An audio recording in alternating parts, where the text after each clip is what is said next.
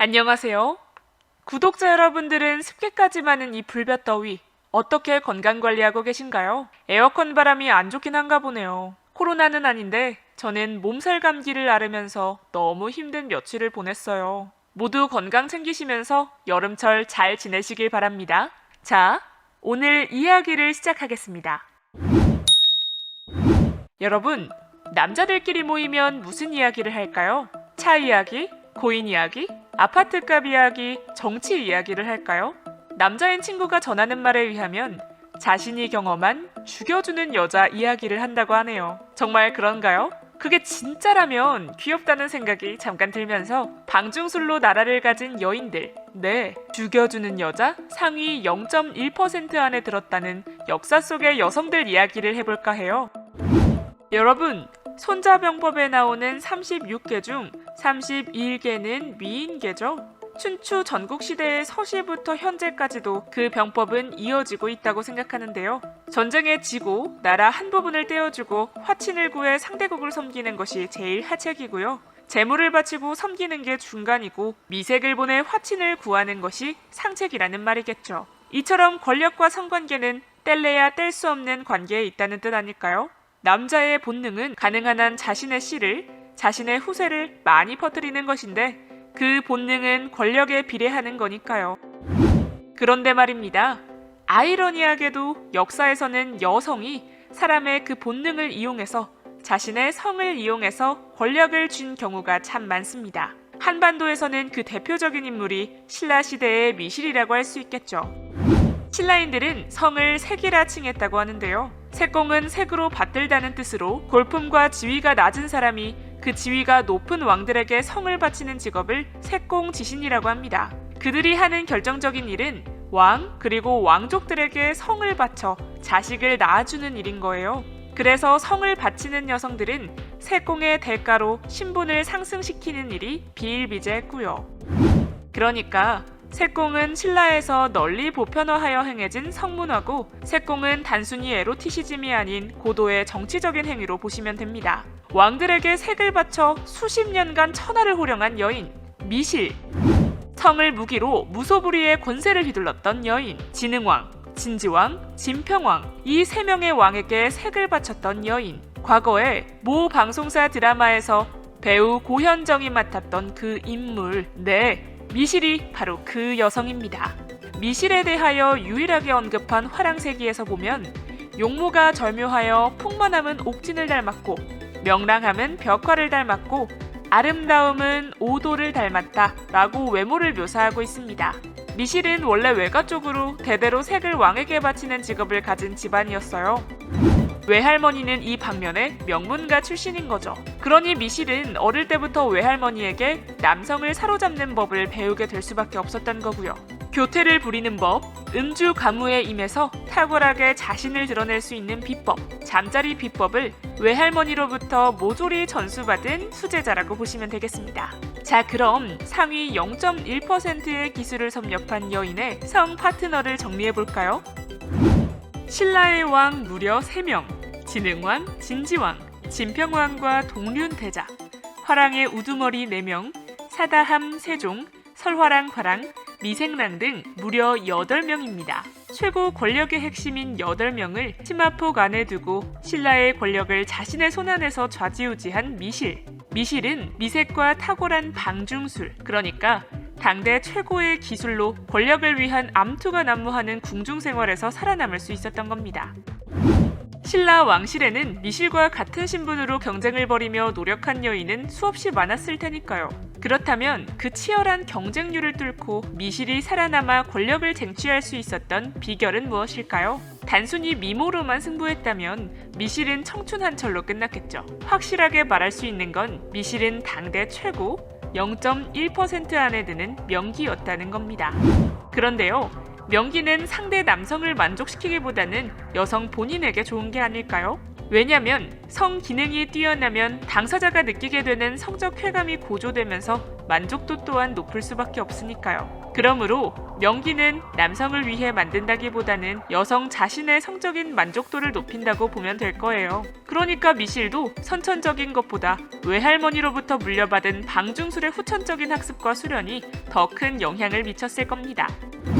그런데 명기는 단순히 잘 조이는 힘과 기술의 탁월함만이 전부가 아니라고 하는데요. 남자인 친구 이야기를 들어보면 조이는 기술보다는 오르감을 느끼는 모습을 시각적으로 보여주는 여성을 최고의 성 파트너라고 이야기한다고 합니다. 그렇다면 미실이 방중술을 위해 최고 집중한 부분은 아마도 자신의 성감대 개발과 오르감을 느끼기 위한 노력이 아닐까요? 그렇다면 상위 0.1% 진정한 명기 이퀄 스스로 오르감을 잘 느끼는 여성으로 성립되겠네요. 여성 스스로가 절정을 마음껏 조절하고 즐기는 모습이야말로 남성의 성적 흥분을 최대한 자극한다고 하니까요. 더불어 남성의 자신감과 자부심을 하늘로 띄워주기도 하고요. 그래서 결론에 도달해보자면 자기 흥분에 빠져 자신을 위한 관계를 하는 여자일수록 가장 강력하게 남성을 자극한다는 그 심리를 미실은 정확하게 파악하지 않았을까요? 2022년을 살아가는 여성 여러분들, 세상의 여인들이여, 남성을 사로잡고 싶으신가요? 권력을 쟁취하고 싶으신가요? 상위 0.1%에 죽여주는 여자가 되고 싶으신가요?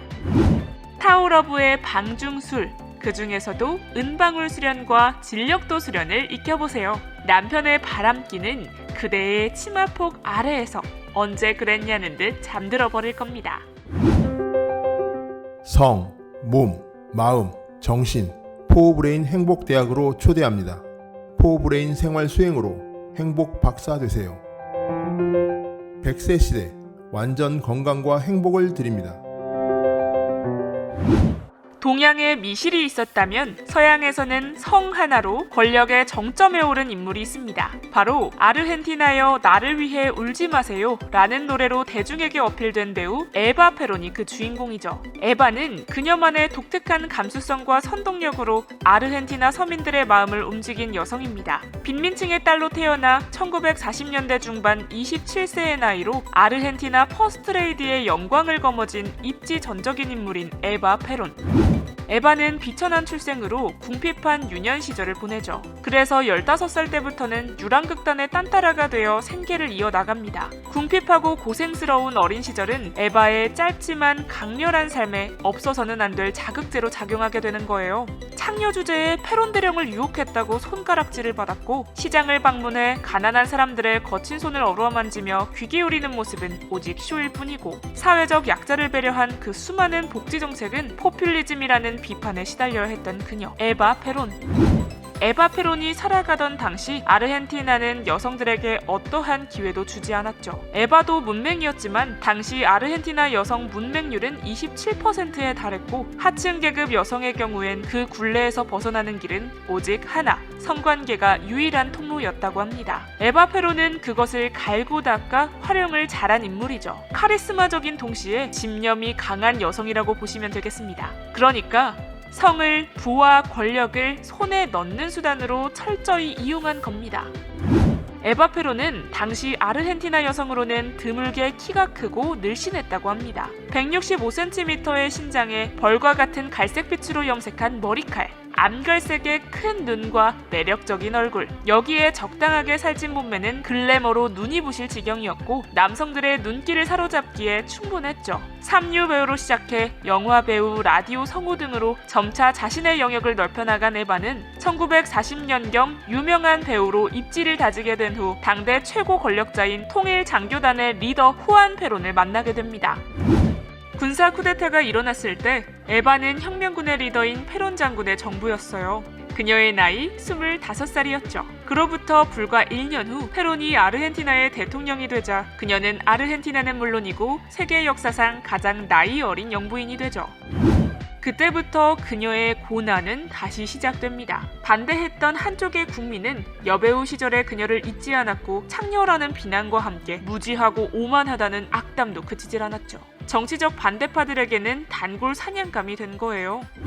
어쨌든 에바는 대령과의 첫 만남에서 그가 운명의 상대임을 알아봤고 후안 페론 또한 그녀의 아름다운 외모와 젊음에 빠져들었는데 당시 페론 대령은 48살, 에바는 24살이었습니다. 아마도 남성 쪽에서는 에바의 미모와 성적 매력에 흠뻑 반했을 테고 여성 쪽에서는 대령의 권력과 남자다운 육체의 매력을 느꼈겠죠. 이 두 연인은 밤 궁합이 굉장히 잘 맞았던 것 같아요. 게다가 베개 및 송사라는 게 있잖아요. 대통령이 되라고 부추긴 것도 에바였다고 합니다. 상위 0.1% 안에 들 수 있었을 죽여주는 여자인 에바. 남자에게 자신감을 불어넣는 바로 그 작용, 오르가즘의 절정을 시각적으로 보여주었을 에바. 성관계를 하며 끊임없이 대령에게 자신감을 불어넣자 그는 결국 확신하고 대통령 선거에 나간 겁니다. 그렇게 1946년 대통령 선거가 치러지는데요. 에바는 후안의 선거 유세 자리에 동행하며 대중으로부터 폭발적인 인기를 얻게 됩니다. 그녀의 아름다운 외모와 확신에 찬 연설은 아르헨티나 국민의 마음을 사로잡으며 에바 페론의 인기 덕에 후안 페론은 아르헨티나의 24대 대통령에 취임하죠. 여성 한 명이 연인을 대통령 자리에까지 올려놓는 겁니다. 역사는 그렇게 시작되나 봅니다. 그렇다면 그렇게 되기까지의 그 시작, 처음 만난 그날 밤을 한번 돌아보도록 하겠습니다. 둘은 밤새는 줄 모르고 섹스를 즐겼다고 합니다. 그리고 늘 성관계를 했다네요. 그런데 어떻게 밤새 그게 가능했을까요? 인간의 몸뿐 아니라 도구로 놓고 생각해도 성관계 시에도 연장이 중요하죠. 또한 그 좋은 연장을 잘 쓸 방법이나 기술이 중요합니다. 기본적으로 연장이 나쁘면 기술이 아무리 좋아도 한계가 있다고 타오러브 이여명 박사는 말하죠. 연장을 도구로만 보지 말고 훈련도 연장이라고 보면 이해가 되실까요? 성관계 시 말초지대에서 에너지 감각으로 바뀌는 깊은 성에너지를 일깨우는 차원으로 바뀌면 내적이고 전체적인 환희심을 느낄 수 있습니다. 이런 쾌감을 느끼면 지치지 않고 심신이 살아나서 즐거움의 차원이 바뀐다고 하는데요. 성관계를 하면서 10번 이상 느껴도 성관계를 3-4시간을 이어해도 지치지 않게 된다는 겁니다. 실제로 수련 때문에 성장한 사람들은 하면 할수록 더 기운이 난다고 하네요. 타오러브는 훈련을 통해 단계적으로 질 입구에서 자궁까지, 그러니까 몸 깊은 데까지 단계적으로 활짝 꽃피듯이 개발이 되는 차원을 직접 배울 수 있는 곳입니다. 에바가 2022년에 타오러브에서 이런 강의를 직접 보고 배우게 된다면 뭐라고 할까요? 그거 바로 내가 써먹던 거잖아. 나 그걸로 27살에 퍼스트 레이디 자리에 오른 거잖아. 라고 할까요? 문득 궁금해지네요. 여러분, 동양의 미실이나 서양의 에바처럼 성으로 권력을 꿰차지는 못할지라도 내 사랑하는 연인을 사로잡는 밤이 되시길 바랍니다. 이런 안 그래도 무더운 밤이 더 뜨거워지겠는데요.